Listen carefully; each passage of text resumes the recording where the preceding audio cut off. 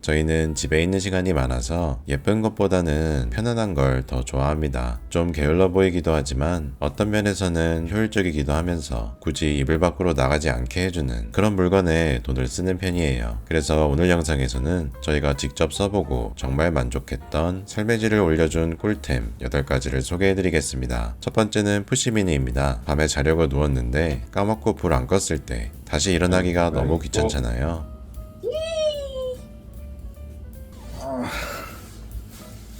이렇게 스위치에 붙이기만 하면 어플로 연동해서 자동으로 불을 끌 수 있습니다. 배선 공사할 필요 없이 물리적으로 눌러주는 거라 전월세 사시는 분들도 편하게 쓸 수 있다는 게 장점이에요. 가격은 3만원 정도인데요. 그거 불 끄는 게 얼마나 힘들다고 3만원씩이나 쓰냐 하실 수도 있어요. 이 제품의 또 다른 장점은 바로 타이머 기능입니다. 어플에서 설정한 시간에 자동으로 불을 켤 수 있어요. 아침에 기상시간을 지키는데 되게 유용하긴 한데요. 막상 몇 번 해보니까 군대에서 눈뽕 당하면서 강제로 기상하던 그 PTSD가 떠올라서 타이머 기능은 꼭 필요할 때만 쓰고 잘 안 쓰게 됐어요. 그 밖에 단점이라고 하면 와이파이가 아니라 블루투스 기반이라서 거의 실내에서만 작동합니다. 좀 더 IoT스럽게 원격으로 다양한 조작을 하려면 허브미니라는 제품을 따로 써야 해요. 하지만 자동으로 불 끄는 정도만 해도 저는 충분히 만족스럽더라고요.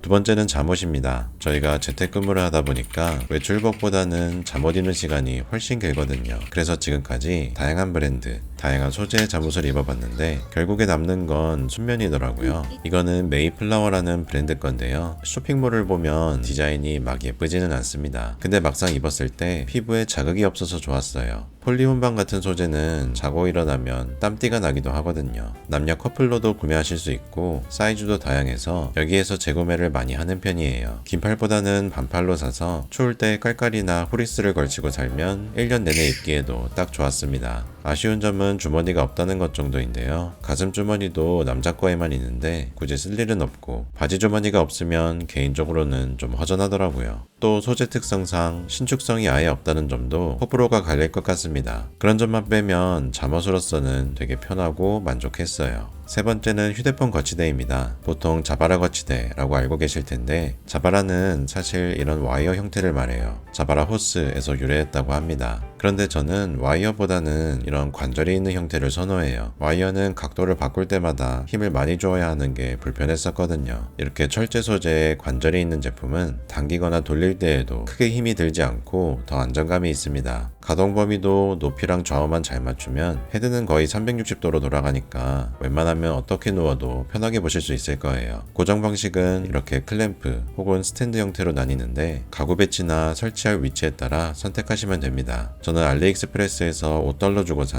이 제품을 쓰고 있었는데 국내 배송 제품도 비교해 보려고 한번 사봤습니다. 가동 범위도 비슷하고 관절 개수도 똑같고 거의 차이가 없죠. 소재나 두께도 비슷한 것 같고요. 클램프에 있는 홀의 개수는 오히려 알리께 더 많았습니다. 스탠드에 결착하는 이 구멍만 신즈무르가 더 두꺼워서 그런지 힘을 줬을 때 안정감은 좀 더 좋게 느껴졌어요. 근데 사실 큰 차이는 없다고 생각합니다. 가성비 측면에서는 알리가 더 나은 것 같고요. 신즈무르도 어차피 중국산이거든요. 그래서 굳이 로켓 배송을 원하지 않으신다면 직구로 사는 것도 방법이 되겠어요. 네 번째는 매직캔 히포 휴지통인데요. 일단 이 제품은 가격이 5만원이 넘고 내부에 리필 봉투도 소모품이라 추가 비용이 계속 듭니다. 무슨 휴지통이 이렇게 비싸 싶으실 수 있는데요. 막상 써보시면 정말 신세계입니다. 일단 냄새가 전혀 안 나요. 뚜껑도 이중으로 돼 있고 비닐 자체에도 향이 있어서 냄새가 퍼지지 않게 잡아주더라고요. 그래서 아기 있는 집에서 기저귀를 넣거나 강아지 배변 봉투용으로도 많이 알려져 있기도 해요.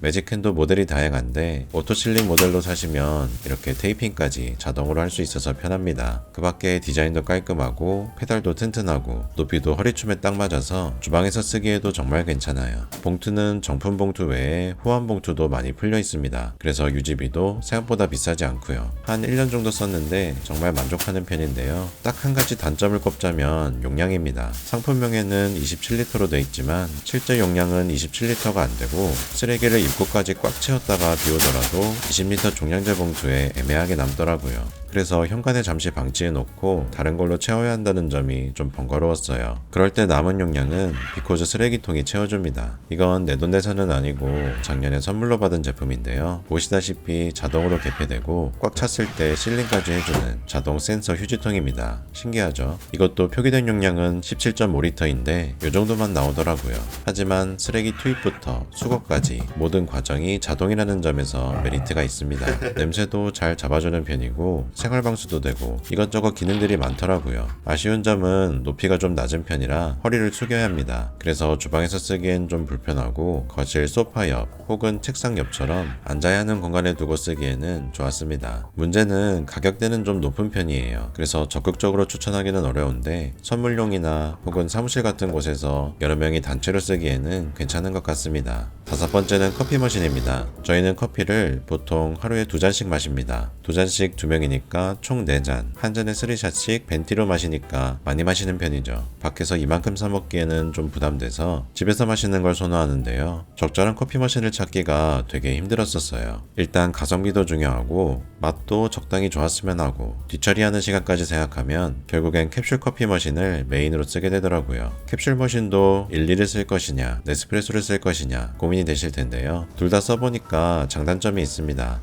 일반적으로는 네스프레소 오리지널 캡슐이 가격이 좀 더 저렴한 편이고요. 맛의 다양성도 높은 편입니다. 하지만 원두의 신선도나 맛 자체는 일리가 좀 더 좋은 것 같아요. 캡슐의 포장 방식부터 다르니까요. 그래서 무조건 하나만 써야 한다 하면 일리 Y3.3을 쓰겠지만 굳이 하나만 쓸 필요는 없잖아요.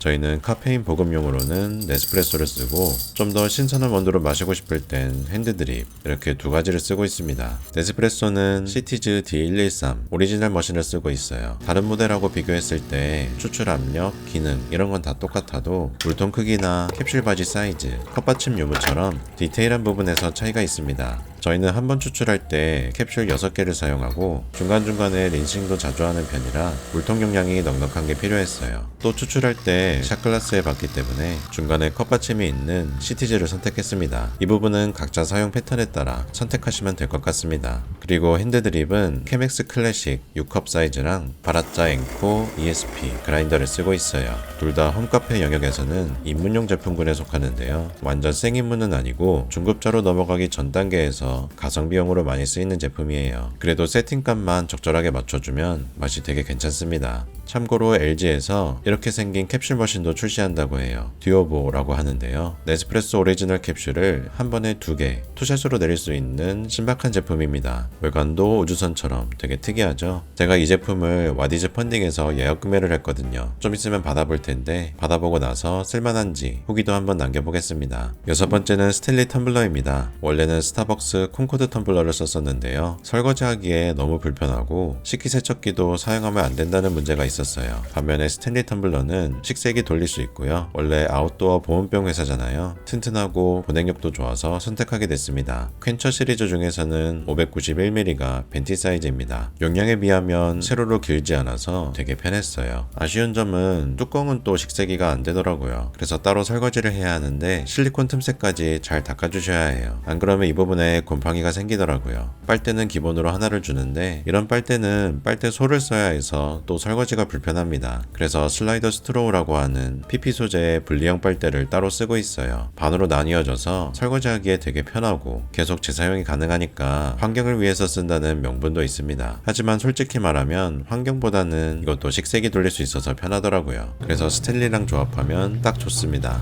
혹시 이 3인용 미니 식세기도 궁금하실지 모르겠어요. 예전에 미닉스에서 협찬을 받았던 건데요. 저희는 잘 쓰고 있기는 한데 아무래도 용량이 작고 냄비나 후라이팬을 못 넣으니까 주변에 적극적으로 추천하기에는 좀 그렇더라고요. 할 일이 100에서 60 정도로 줄어든 느낌? 만약 100이 10이 되기를 기대했다면 많이 실망할 수도 있을 것 같아요. 그럼에도 제가 이걸 계속 쓰는 이유는 고온으로 세척하니까 소독이 되고요. 용기에 음식 냄새 밴 거를 싹 잡아줍니다. 그런 부수적인 장점까지 생각했을 때 딱 2인 가구까지는 쓸만한 편이라고 생각합니다. 일곱 번째는 음식물 처리기입니다. 음스 처리기를 아직도 안 쓰시는 분들이 계시다면 이거 한번 쓰는 순간 아 인생 헛살았구나 하실 하실 거예요. 이 제품은 블루벤트 무무 플러스인데요. 음식물을 넣고 작동시키면 이렇게 가루가 돼서 나옵니다. 보통은 음식물 버리러 하루에 한 번은 밖에 나가야 하잖아요. 이렇게 통에 모았다가 한 번에 버리면 되니까 거의 한 달에 한 번 정도만 밖에 나가게 됐어요. 삶의 질이 엄청 좋아졌죠. 음식물 냄새를 맡을 일도 거의 없고요. 이게 가능한 이유는 건조 분쇄 방식이라서 음식물 용량을 90% 가까이 줄여주기 때문입니다. 단순 건조식은 이렇게 안 된다고 하더라고요. 게다가 음식물 보관도 되고 설정한 무게를 초과하면 자동으로 작동하니까 편하기도 합니다. 정말 신세계인데 단점이 없진 않습니다. 첫 번째는 냄새 필터를 주기적으로 갈아줘야 한다는 거예요. 호환 필터가 있긴 해도 추가 비용이 좀 드는 부분이죠. 두 번째는 내솥의 코팅이 점점 벗겨지기 시작했습니다. 아직 이것 때문에 문제가 생긴 건 아니지만 그래도 주의 깊게 보고 있고요. 마지막으로는 넣으면 안 되는 음식이 있어요. 보통 미생물 방식이 음식 종류가 더 까다로운 걸로 알려져 있고 건조 분쇄는 대부분 넣어도 괜찮다고 하는데요. 근데 실제로 써보니까 그렇지 않더라고요. 제가 예전에 먹고 남은 미역국을 넣은 적이 있었는데 미역이 완전 돌처럼 딱딱하게 굳어서 기계가 멈춘 적이 있었습니다. 진짜 이런 모양이었어요. 그래서 식초랑 베이킹소다를 섞은 물에 며칠을 담궈 놓고 녹여서 제거했고 그 뒤로는 섬유질 많은 음식을 넣을 땐 좀 조심하게 됐습니다. 이런 점을 감안하더라도 음식물 처리기는 정말 혁신입니다. 최근에는 미생물식도 미생물 품질이 많이 개선됐다고 하거든요. 언젠가 써보게 되면 리뷰 한번 남겨볼게요. 여덟 번째는 고로고로 테이프 클리너입니다. 저희가 강아지를 기르니까 이런 돌돌이를 여러 종류 써봤는데요. 옷에 붙은 털을 떼는 정도로는 쓸만하지만 러그나 침구류를 청소하는 데에는 좀 부족합니다. 접착력이 좀 떨어져요. 근데 고로고로 초강력 이 제품은 접착력이 진짜 넘사벽입니다. 특히 러그에 청소기로도 잘 제거가 안 되던 게 이걸로는 다 잡히더라고요.